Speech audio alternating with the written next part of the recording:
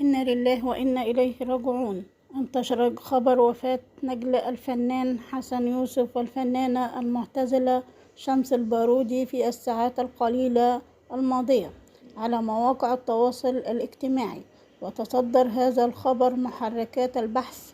وتعرض عبدالله حسن يوسف للغرق في إحدى قرى الساحل الشمالي نتيجة دخول كمية كبيرة من المياه إلى الرئة أدت إلى صعوبة في الاستنشاق، وبعدها تم نقل جثمان عبدالله حسن يوسف إلى مستشفى العالمين وتم تحرير محضر بالواقعة. عبدالله حسن يوسف هو الابن الأصغر للفنان حسن يوسف والفنانة المعتزلة شمس البارودي.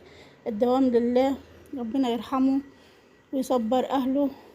متنسوش في الدعاء، متنسوش اشتراك في القناة. السلام عليكم ورحمة الله وبركاته. كانت معكم زوزو ترند.